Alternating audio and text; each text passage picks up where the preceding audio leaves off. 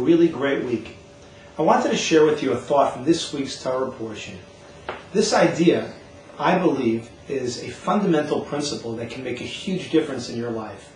If you think about this idea, if you internalize what it's trying to teach, you will find yourself being a happier and leading a more wonderful and special life.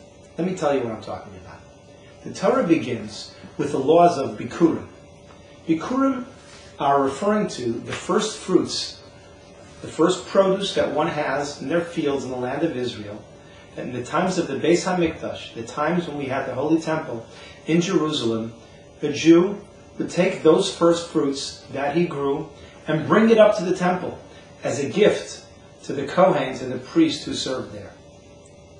Now, when one would live in agricultural economies, something that we're really not so used to today, it's not really all that prevalent anymore, but in a cultural society, when people were involved with agriculture, that's really what their lives revolved around.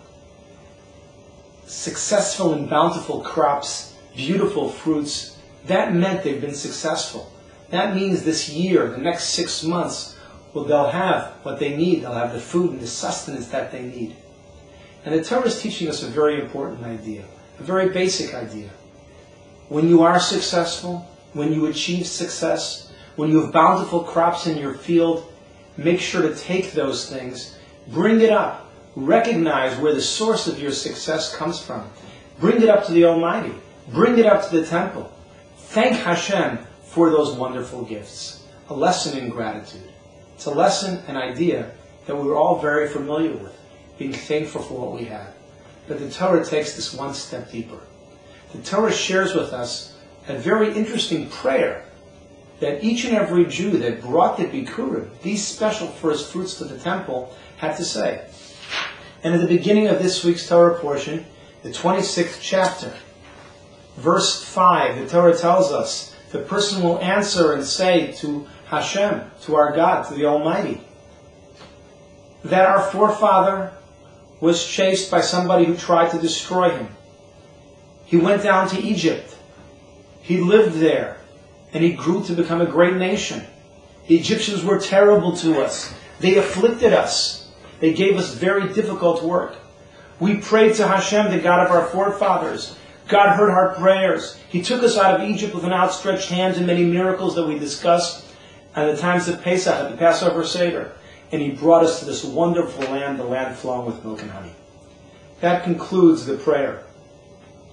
That concludes in verse 10. 6 verses or so of prayer, of thanks, of praise to Hashem. The obvious question is, it's true that I'm thankful for the wonderful gifts of a successful crop that I've received this year. I have wonderful fruits, I have wonderful produce, that's great. But why the whole speech about what happened to our forefather Jacob and to our grandparents in Egypt? That doesn't really seem to relate to the bringing of the first fruits. And herein, our rabbis teach us, lies a fundamental life principle. We all know we should be grateful. We all know we've got to be more grateful. We all know grateful people live happier and healthier lives. But we're not always in the mood. We don't always feel energetic. I really want to be grateful now. I'm just not grateful. The Torah teaches us something. There are times that we are grateful. When those times happen, when we feel grateful, expand that feeling. You're grateful about your fruits. You're grateful about your produce. Well, thank God for all the other wonderful gifts in your life. Some of you are married. Please God, all of you one day will be married. One day, your wife will make you a coffee. Or in my house, I'll make my wife a coffee. That's the way we work. And you get that coffee and you feel the love of your spouse who's made something special for you, just the way you like it. And you're grateful. Well, take that moment. Take that moment of gratefulness to be grateful for all the other wonderful things your spouse does for you. I promise you a happier, healthier, and more loving marriage. And this is true of all of our relationships. This is true when we're walking outside on a beautiful sunny day and we're thankful for the beautiful day that we have. Well, thank God for all the rest of the gifts that you have. Make it your practice to be appreciative and learn how to expand that appreciation, to be appreciative of so many other gifts that we receive from Hashem. Each and every one of us in our lives has received so many gifts, so many talents. We've received so much from Hashem. We live in a wonderful country, a country of opportunity. We're surrounded by good people. Let's learn to appreciate those things so much more. And you know what you'll find? You'll find you're happier. You'll find you're feeling better about yourself. And you'll find that those little things in life just don't bother you so much anymore.